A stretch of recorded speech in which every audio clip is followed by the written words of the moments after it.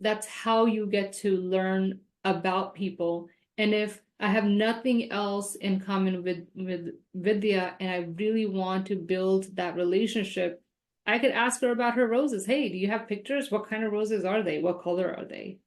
Just simple questions you can ask based on trying to get to know somebody, right? Is this jiving? I mean, is this seeming too much of common sense? No, it's much essential subject. Does this make sense and how you would do this in a team environment? I know that for most of you guys, this may seem a little different, but just want to make sure that these are the ways that you will become successful once you land a job. All these things are a fact. Yeah. For me, being a Scrum Master for 2 years, it's absolutely true. Everything. You got to do it. I mean, a lot of people say I'm an introvert. How do I do these things? And I myself I'm an introvert, right? But the way that I show up to work, nobody would ever think that, because that's who I have to be at work.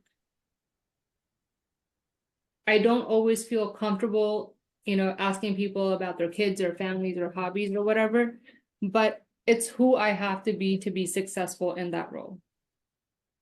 True. Right?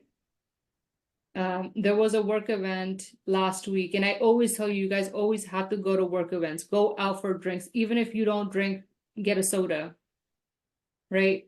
Go out to lunch with people because you want to build that relationship. These things are so critical for your success, because in these roles, it's not what you know, it's who you know.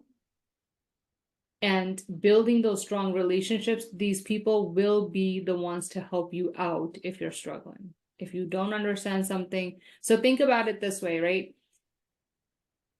If you only interact with people in meetings when you need to, and you need to learn something that is part of their area, and you don't reach out to them at a personal level, right? They may still help you, but they're going to be more willing to help you if you have a personal relationship with them.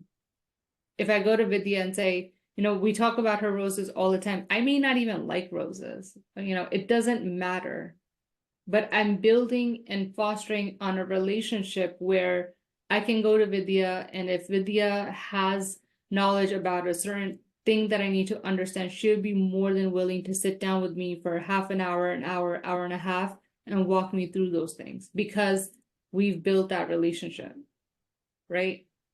If Brian and I, we're in meetings and we talk about, basketball or football, whatever the season is, we talk about sports, I'm going to talk about things that I know he likes.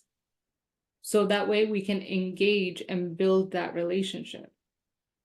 And that is so key, you guys. I cannot tell you, that has been the reason why I've been so successful in my roles, is because I try to learn about people and I try to talk about things that matter to them. And it's not being fake, and it's not being, and it's authentic, because I do care for everyone, right? And I know that it's like a mutual respect for one another and for the team members that we need to work with all day, every day. And if you get on their better side, you will have a much better opportunity to screw up and still not get fired. Let me just put it that way. It gives you an opportunity to screw up and make mistakes and learn from them, versus making mistakes and they'll be like, that Sarabjit person, like, I didn't really like her that much, so, I don't want her on my project. Or would you rather be, yeah, she screwed up, but she's nice and she's trying to learn, so let's give her another opportunity. Those are the two different scenarios that will always be at play. So this is why you kind of need to build on those relationships early on, so you can bank on them later when you need to. I'm not saying that you will screw up. God knows I've screwed up so many times over my career, and it's normal. Like, yesterday I told you, I put in the Slack channel, there were 2 major issues that were preventing our go live date. And I had to get on so many meetings and apologize and, you know, rework things that weren't even my fault. I'm not a developer. I didn't cause a production outage. But what do I have to do? I have to get in front, because I'm the leader. I have to get in front of all of these people and say, you guys, I apologize. I'm so sorry that this happened. We need your support. We have a deployment tonight starting at 8 p.m. I'm working from 8 to 12. So in order to get to that, I needed to be the one to accept that there was a mistake that happened, apologize, thank them for their flexibility, and put a plan in place. Did I screw anything up? Did I cause a production issue? No. But I am that person that will take on responsibility because I have those relationships, bank on them, and move my project forward. So this is how critical this stuff is. Is everybody following me? Yeah. Yes. Yeah. Yes. Absolutely.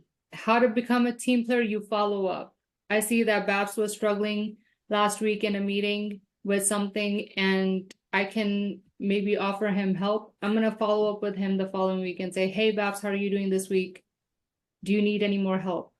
Do you have any other meetings that you want me to come along and I can take notes for you? Because those, you know, it's lots of people and a lot of people are talking. Do you need any help with that?